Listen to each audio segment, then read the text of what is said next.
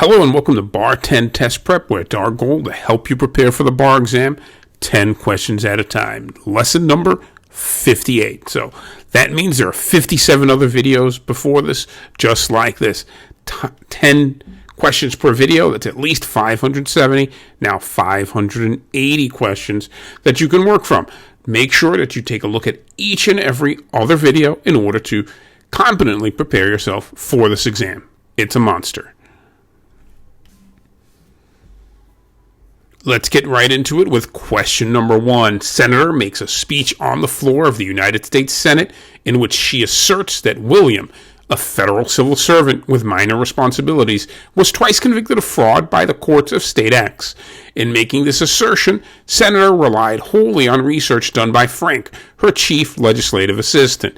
In fact, it was a different man named William, and not William the civil servant, who was convicted of these crimes in the state court proceedings. This mistake was the result of carelessness on Frank's part.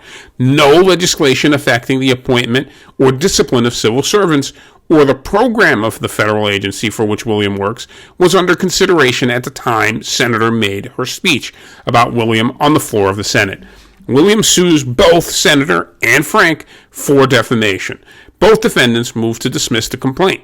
As a matter of constitutional law, the court hearing this motion should A, grant it as to Frank because he is protected by the freedom of speech guarantee against defamation actions by government officials based on his mere carelessness, but deny it as to Senator because as an officer of the United States, she is a constituent part of the government and therefore has no freedom of speech rights in that capacity.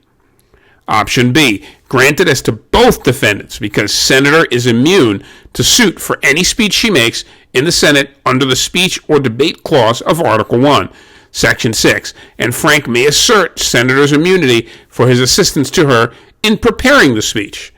Option number C, denied as to both defendants because any immunity of Senator under the speech or debate clause does not attach to a speech that is not germane to pending legislative business, and Frank is entitled to no greater immunity than the legislature that he is assisting.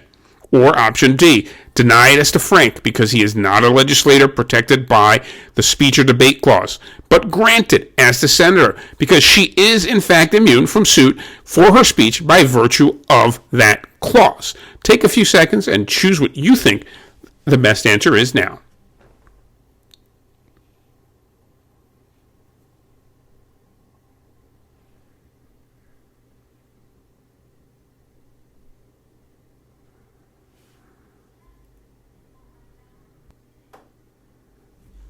If you chose option B, congratulations, you're off to a great start and you've got the right answer.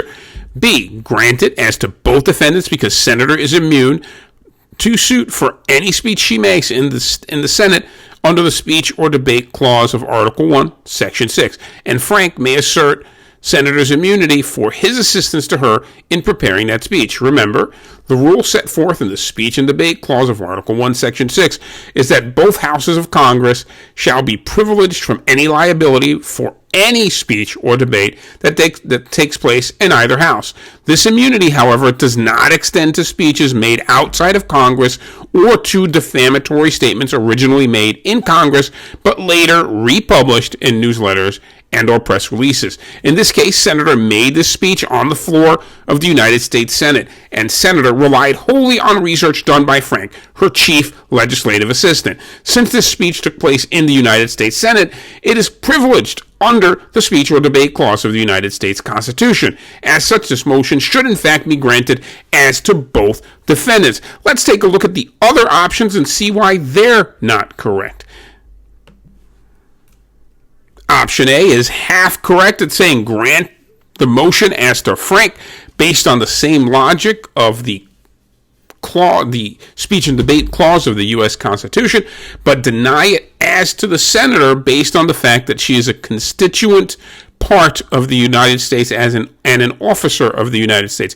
That's not a valid argument nor a valid presentation, and neither does the speech and debate clause, in fact, use that language. So A should be eliminated immediately. C, deny it as to both defendants because any immunity of senator under the speech or debate clause does not attach to a speech that is not germane to pending legislative business, and Frank is entitled to no greater immunity than the legislator that he was assisting. That's inaccurate. The speech and debate clause specifies that any speech occurring within the either house would be protected. As a result, it doesn't qualify whether the speech is related to any particular item. It is any speech. So C would be inaccurate. D, deny it as to Frank because he is not a legislator protected by the speech or debate clause, but grant it as to senator because she is immune from suit for her speech by virtue of that clause. That is an inaccurate representation of what the speech and debate clause specifies.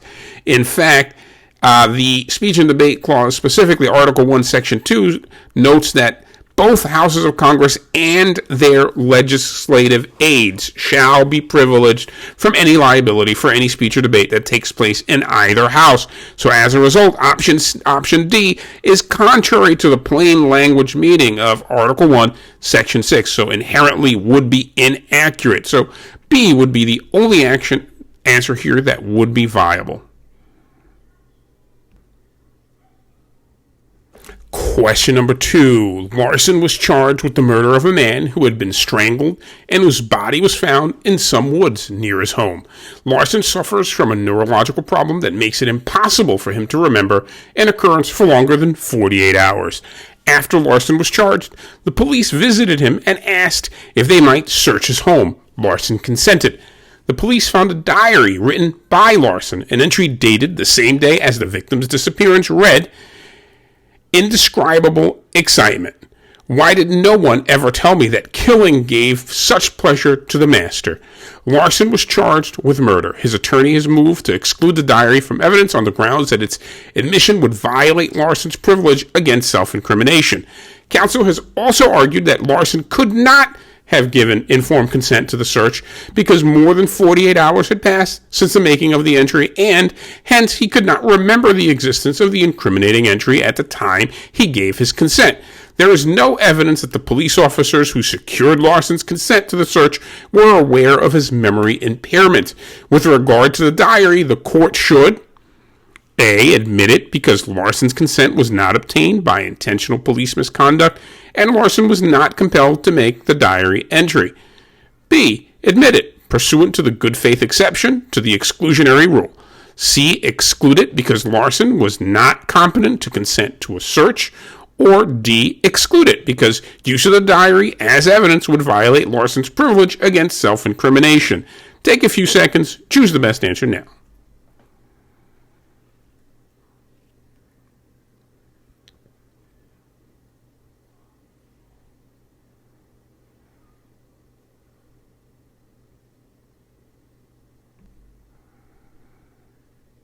If you chose option A, admit it because Larson's consent was not obtained by intentional police misconduct and Larson was not compelled to make the diary entry, then you'd be correct. The rule is that the police may search without a warrant if the suspect gives voluntary and intelligent consent to the search.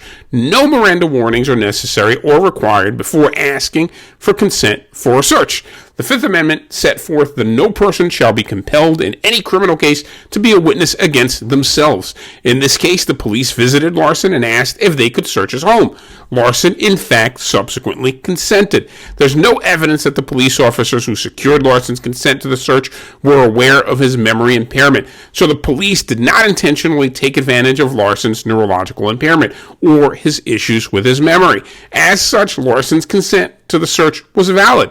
Furthermore, the admission of the diary into evidence would not violate the Fifth Amendment because the Fifth Amendment protects against compelled testimony, and Larson was not compelled to make the diary entry. Let's look at the other three options and see why they would be incorrect. Option B, admit it pursuant to the good faith exception to the exclusionary rule.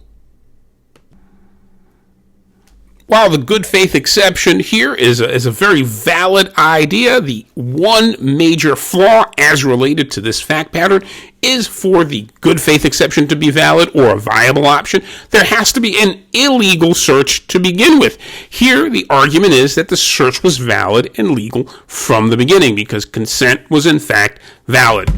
Option number C, exclude it because Larson was not competent to consent to a search. That is in all likelihood inaccurate because he granted consent to the search. And the reality is it's not whether he was in fact competent or not, it's what the officers believed at the time and what they knew at the time. So they had no information about his impairment.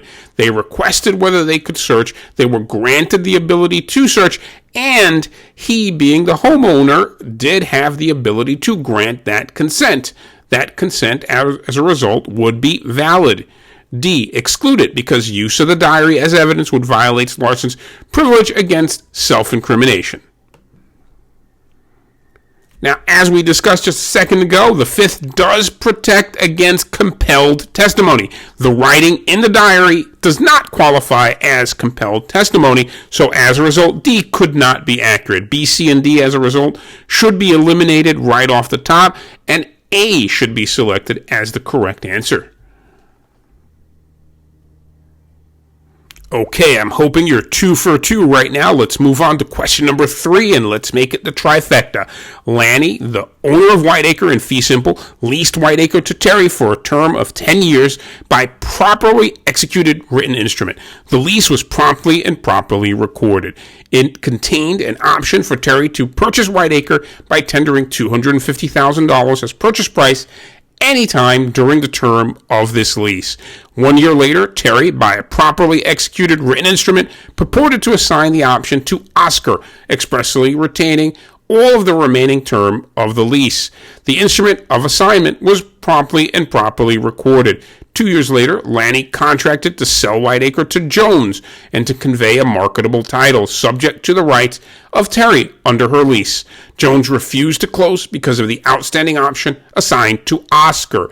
Lanny brought an appropriate action against Jones for specific performance. If judgment is rendered in favor of Lanny, it will be because the relevant jurisdiction has adopted a rule on a key issue as to which various state courts have split. Which of the following identifies the determinative rule or doctrine upon which the split occurs and the state that position favorable to Lanny? Option A. In a contract to buy, any form of subject to a lease clause that fails to mention expressly an existing option means that the seller is agreeing to sell free and clear of any option originally included in the lease. Option B, marketable title can be conveyed so long as any outstanding option not mentioned in the purchase contract has not yet been exercised. C, options to purchase by lessees are subject to the rule against perpetuities. Or option D, options to purchase contained in the lease cannot be assigned separately from that lease. Take a few seconds and choose the best answer.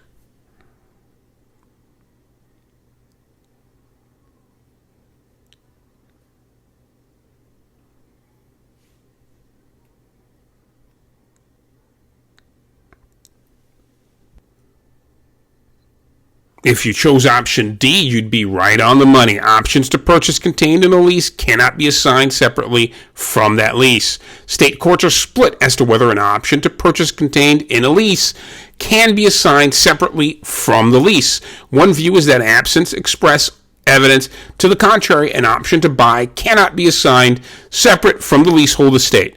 The other view is that the option to buy can be assigned separately. In this case, if the court was to rule in favor of Lanny, it would be because the court has taken the position that an option to purchase contained in a lease cannot be assigned separately from that lease.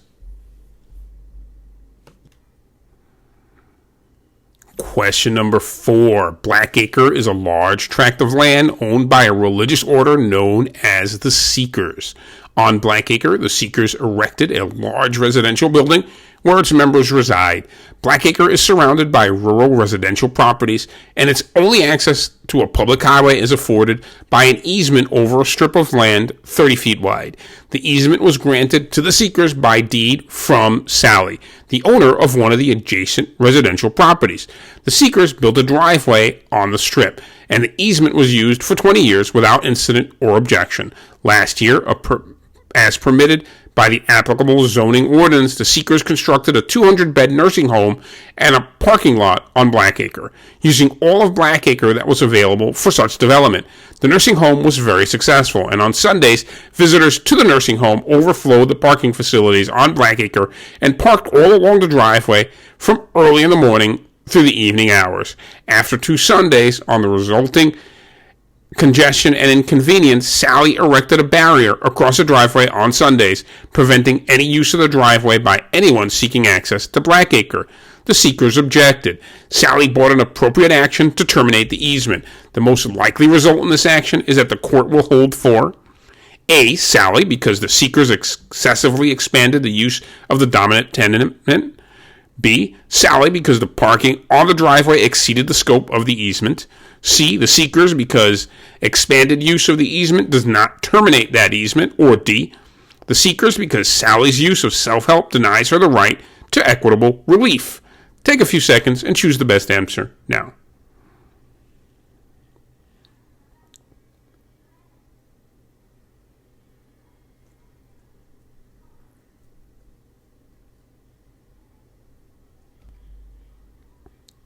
If you chose option C, you'd be correct. The seekers, because expanded use of the easement does not terminate that easement.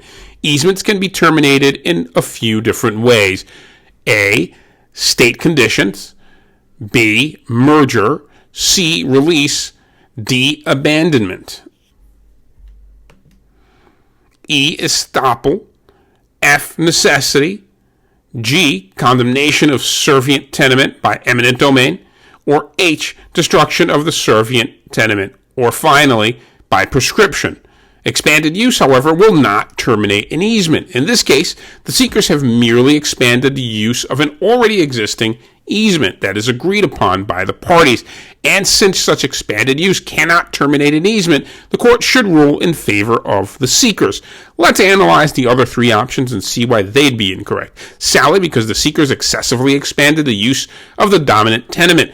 They, in fact, didn't expand the use, they just used the easement further than it already was. So there was no actual, in fact, expansion other than greater use. So factually, A is inaccurate.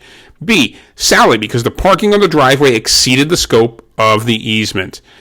There's no clear scope of the original easement, and as we see, an expansion does not in and of itself terminate the easement. So as a result, B would be inaccurate for both reasons. D, the seekers, because Sally's use of self-help denies her the right to equitable relief.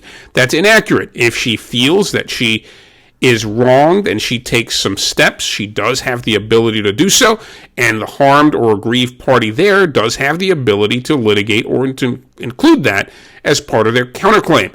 That being said, A, B, and D are seemingly either incorrect or not properly responsive to these facts. So C is the only appropriate response.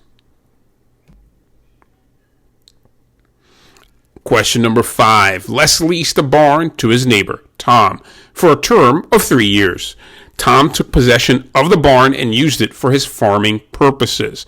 The lease made Les responsible for structural repairs to the barn, unless they were made necessary by actions of Tom. 1 year later, Les conveyed the barn and its associated land to Lottie, subject to the lease to Tom. Tom paid the next month's rent to Lottie. The next day, a portion of an exterior wall of the barn collapsed because of rot in the interior structure of that wall. The wall had appeared to be sound, but a competent engineer on inspection would have discovered its condition. Neither Lottie nor Tom had the barn inspected by an engineer. Tom was injured as a result of the collapse of the wall.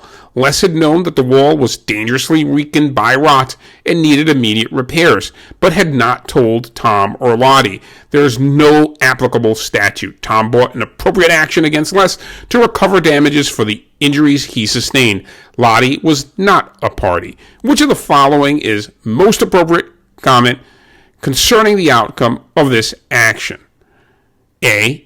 Tom should lose because Lottie assumed all of Les's obligations by reason of Tom's attunement to her. B. Tom should recover because there is privity between lesser and lessee and it cannot be broken unilaterally. C. Tom should recover because Les knew of the danger but did not warn Tom. Or D. Tom should lose because he failed to inspect the barn. Take a few seconds and choose the best answer now.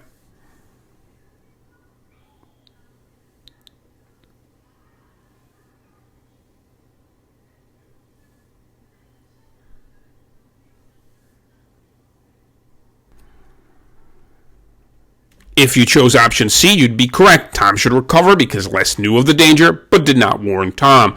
Under common law, the landlord must disclose latent defects of which the landlord knows or has reason to know of to the other party. Note, however, the landlord has no duty to actually repair, just to warn the other party. In this case, Les had known the wall was dangerously weakened by rot and needed immediate repairs, but had not told Tom or Lottie. Les breached his duty to warn Tom of the latent wall defect. Accordingly, Tom should recover because Les knew of the danger but did not warn Tom. Let's look at the other options and why they would be incorrect. A. Tom should lose because Lottie assumed all of Les's obligations by reason of Tom's attunement to her. That's inaccurate, especially given the fact that we have prior knowledge of the damage to the wall which was not conveyed to the other party. So as a result, A would be inaccurate. B. Tom should recover because there is privity between lesser and lessee and it cannot be broken unilaterally. Here I have an issue with the unilateral breaking. I don't see that there is sufficient factual support in this question to assume that B would be an appropriate action, so I would have excluded it to begin with. D. Tom should lose because he failed to inspect the barn. That being said, if Les had no knowledge of the damage, it would be a very different story. But the issue here is not whether Tom inspected or didn't inspect, it's whether Les knew of the information, which we're told he did, and failed to share that information. So C is the best option here as an answer. Question number 6. The Federal Computer Abuse Act establishes the Federal Computer Abuse Commission. Authorizes the Commission to issue licenses for the possession of computers on terms that are consistent with the purposes of the Act and makes the unlicensed possession of a computer a crime. The provisions of the Federal Computer Abuse Act are inseverable. User apply to the Federal Computer Abuse Commission for a license to possess a computer. The Commission held and user participated in a trial-type proceeding on user's license application. In that proceeding, it was determined that user repeatedly and intentionally used computers to introduce secret destructive computer programs, i.e. computer viruses, into electronic databanks without the consent of their owners. As a result, the Commission denied user's application for a license. The license denial was based on a Commission rule authorized by the Computer Abuse Act that prohibited the issuance of computer licenses to persons who had engaged in such conduct. Nevertheless, user retained and continued to use his computer. He was subsequently convicted of the crime of unlicensed possession of a computer. On appeal, he challenges the constitutionality of the licensing provision of the Federal Computer Abuse Act.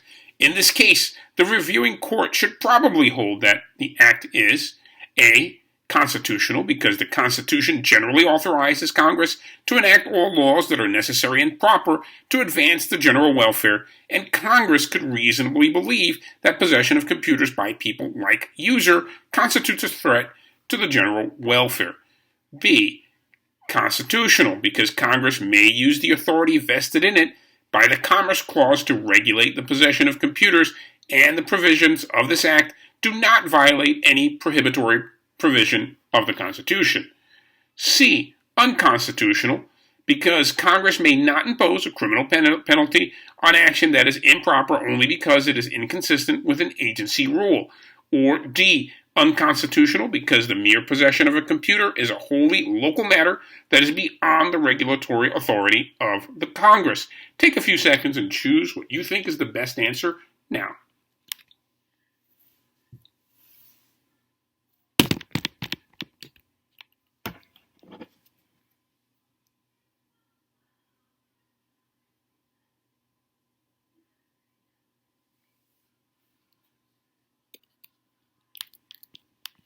If you chose option B, you'd be correct. The Commerce Clause grants Congress the power to regulate the channels and instrumentalities of commerce and other activities that have a substantial effect on the interstate commerce. Any such instrumentalities and channels which serve as the media for the movement of goods and persons in interstate commerce or for interstate communications include railroads, highways, city streets, computers, telephone, gas and electric pipes, pipeline systems, radio and television broadcasting facilities, rivers, canals, other waterways, airports, railroads, bus, truck, or steamship terminals, freight depots, bridges, ferries. You get the picture. In this case, Congress passed the Federal Computer Abuse Act, establishing the Federal Computer Abuse Commission, which authorized Congress to regulate possession of computers. Congress has the power to regulate the instrumentalities of interstate commerce under the Commerce Clause. And since computers are instrumentalities of interstate commerce, the reviewing court would hold the Federal Computer Abuse Act to be, in all likelihood, constitutional.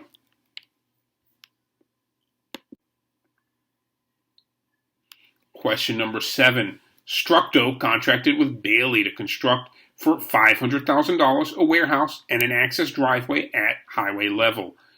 Shortly after commencing work on the driveway, which required for the specified level some excavation and removal of surface material, Structo unexpectedly encountered a large mass of solid rock. For this question only, assume the following facts. Upon encountering the rock formation, Structo, instead of incurring additional costs to remove it, built the access driveway over the rock with a steep grade down to the highway.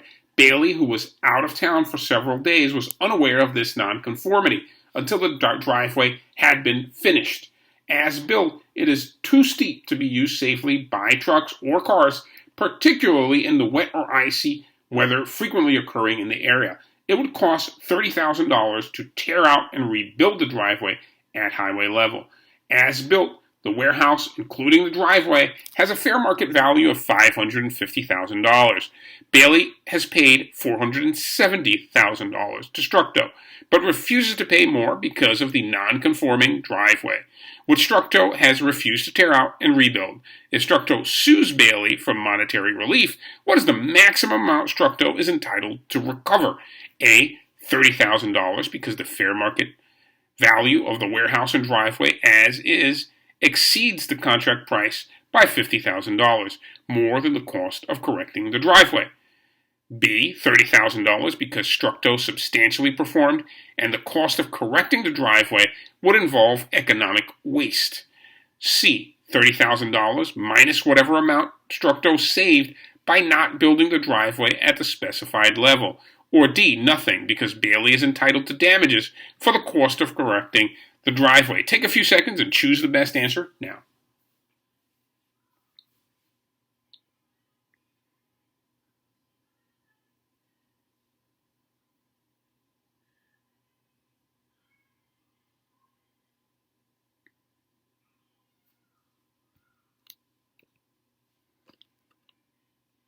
If you chose option D, you'd be correct.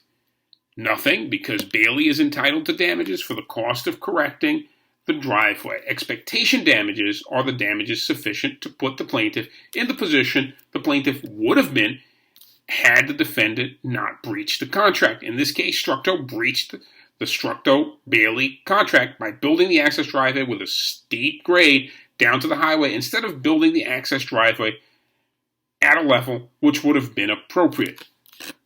Bailey was supposed to pay $500,000 for Structo's work, but only paid $470,000 due to the non-conforming driveway. It'll cost Bailey $30,000 to tear out and rebuild that driveway. If Structo sues Bailey for the remaining $30,000 on the contract, Structo is not likely to recover anything because, in fact, Structo owes Bailey $30,000 to correct the driveway. Thus, the maximum amount that Structo is entitled to recover is nothing because Bailey is entitled, in fact, to their damages under the same contract, which total the $30,000. Let's look at the other three options and see why they would be incorrect. A through C note the number $30,000, and that is inherently incorrect. So we can eliminate all three right off the bat just based on that. Let's analyze a bit further though. A, because the fair market value of the warehouse and driveway as is exceeds the contract price by $50,000, more than the cost of correcting the driveway. That doesn't seem to be too relevant. We're looking at a $30,000 shortfall and a $30,000 fee to correct that shortfall. So the $50,000 price wouldn't come into play here at all. So based on that, you can eliminate A as well. B, let's continue with that. Because Structo substantially performed, again, not relevant, and the cost of correcting the driveway would involve economic waste. Again, not relevant. We're looking at a party that was harmed by the lack of another party to fully perform as per the specifications of that contract. So that would be inappropriate. C, $30,000 minus whatever amount Structo saved by not building the driveway at the specified level. Again, that's factually here irrelevant. A through C, you can eliminate just on the fact that they're granting the $30,000 amount, but based on the language past the $30,000 number, they can each be eliminated individually as well, and we're left with only D as the possible viable option. Question number 8. Daniel and a group of his friends are fanatical basketball fans who regularly meet at each other's homes to watch basketball games on television. Some of the group are fans of Team A, and others are fans of Team B. When the group has watched televised games between these two teams, fights sometimes have broken out among the group. Despite this fact, Daniel invited the group to his home to watch a championship game between teams A and B. Probably not the best move. During the game, Daniel's guests became rowdy and antagonistic. Fearing that they would begin to fight and that a fight would damage his possessions, Daniel asked his guests to leave. They refused to go and soon began to fight. Daniel called the police. An officer was sent to Daniel's home. Officer sustained a broken nose in his efforts to stop the fighting.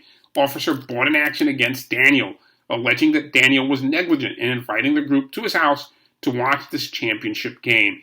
Daniel was moved to dismiss the complaint. The best argument in support of his motion would be that A rescuer injured while attempting to avert a danger cannot recover damages from the endangered person.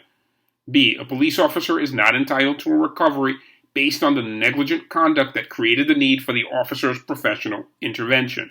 C, as a matter of law, Daniel's conduct was not the proximate cause of officer's injury. Or D, Daniel did not owe officer a duty to use reasonable care because officer was a mere licensee on Daniel's property. Take a few seconds and choose the best option now.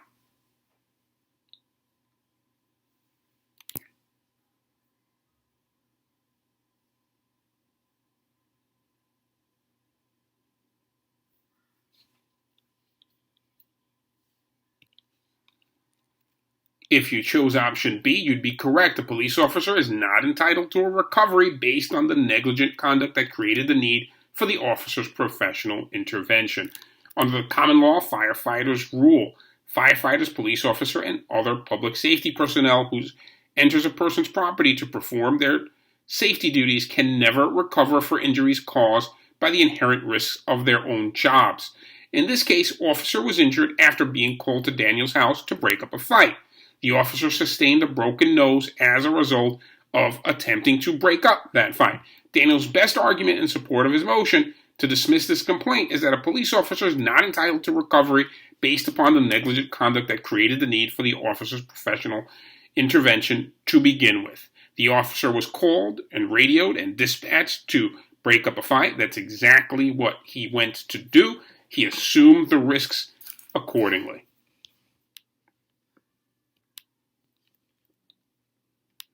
Question number 9. Responding to county's written advertisements for bids, Tires was the successful bidder for the sale of tires to county for county's vehicles.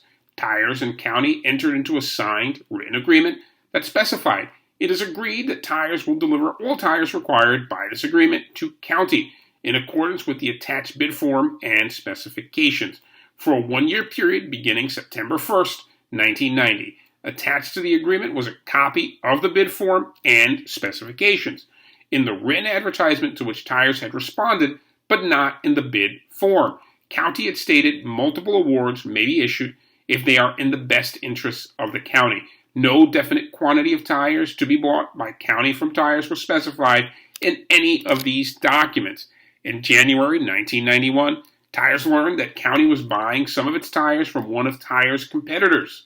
Contending that the Tires-County agreement was a requirements contract, Tires sued county for the damages caused by county's buying some of its tires from the competitor. If county defends by offering proof of the advertisement concerning the possibility of multiple awards, should the court admit the evidence? A. Yes, because the provision in the written agreement, all tires required by this agreement, is ambiguous. B. Yes, because the advertisement was in writing. C. No, because of the parole evidence rule. Or D. No, because it would make the contract illusory. Take a few seconds and choose the best answer now.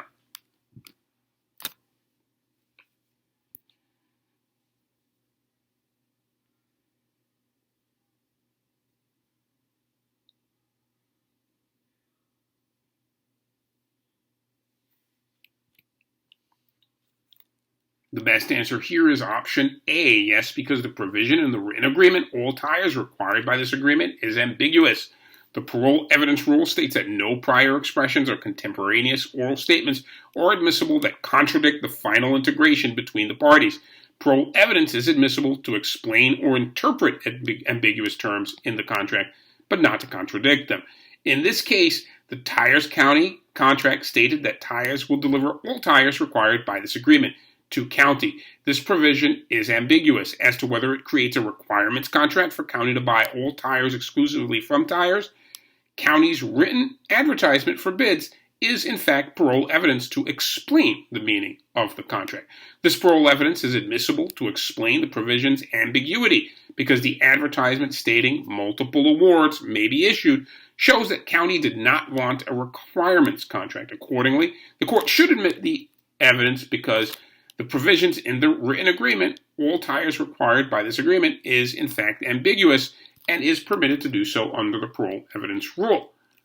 Now, let's look at the other 3 options and see why they're not viable options. B, yes, because the advertisement was in writing. Well, the fact that there was a writing is beneficial, obviously, but just the mere fact that a writing exists is not the reason that it should be let in. It has to be something more specific. As we previously discussed, the parole evidence rule does permit the introduction of evidence to clarify the terms of the contract. So that is why it's being let in, not simply because it's a writing in and of itself. C, no, because of the parole evidence rule. This actually is completely counterintuitive to the answer we just gave and completely on the opposite side of right, meaning wrong. D, no, because it would make the contract illusory. Is the contract in fact illusory or is it not? That might be irrelevant based on these purposes because at the end of the day, if the contract is in fact illusory, then there's an entirely different argument and the contract wouldn't have been valid to begin with. So the lawsuit technically wouldn't have been valid. So that being said, A is really the most viable option as an answer here. Question number 10. 60 years ago, by a properly executed and recorded deed, Albert conveyed Greenacre, a tract of land, to Louis for life, then to Louise's widow for her life, then to Louis's child or children in equal shares. At that time, Louis, who was Albert's grandson, was 6 years old. Shortly thereafter, Albert died testate. Louis was his only heir at law. Albert's will left his entire estate to First Church. 25 years ago, when he was 41, Louis married Maria, who was then 20 years old. They had one child, Norman. Maria and Norman were killed in an automobile accident 3 years ago when Norman was 21. Norman died testate, leaving his entire estate to the American Red Cross. His father, Louis, was Norman's sole heir at law. 2 years ago, Louis married Zelda. They had no children. This year, Louis died testate, survived by his widow, Zelda. I hear she was quite legendary, to whom he left his entire estate. The common law rule against perpetuities is unchanged by statute in this jurisdiction. In an appropriate action to determine the ownership of Greenacre, the court should find that title is vested in A. First Church, because the widow of Louis was unborn at the time of conveyance, and hence the remainder violated the rule against perpetuities. B. Zelda, because her life estate and her inheritance from Louis merged the entire title in her.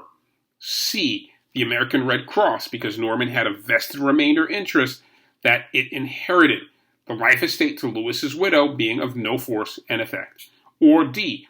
Zelda for life under the terms of Albert's deed, with the remainder to the American Red Cross as the successor in interest to Norman, Louis's only child. Take a few seconds and choose the best answer now.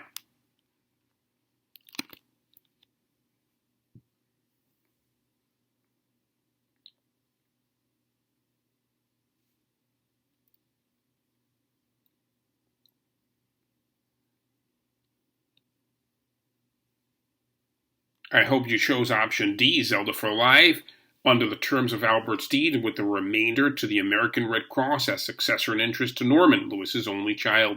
The rule against perpetuity states that for a future interest to be valid, it must vest, if at all, within 21 years after some life in being at the instrument's effective date. The rule against perpetuities does not apply to indefeasibly vested remainders subject to complete defeasance, or future interests retained by the grantor themselves.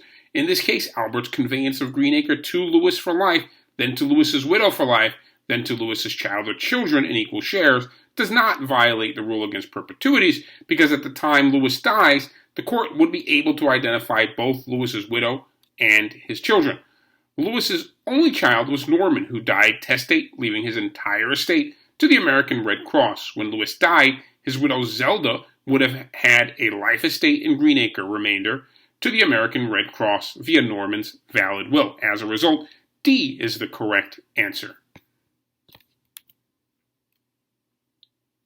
As always, thank you for joining us on Bar 10 Test Prep, where it's our goal to help you prepare for the bar exam 10 questions at a time. To that end, we regularly upload content. I hope that today's 10 questions were useful and that the analysis was beneficial. Comment down below if there's anything that you'd like to see that you haven't seen on this channel as of yet. We'd be glad to put it out for you so that you can review and helping you prepare for the bar exam. Don't forget to like, comment, and subscribe down below. Also, click the notification bell so you can be notified every time we upload new content. It was a pleasure working with you. Have a great day.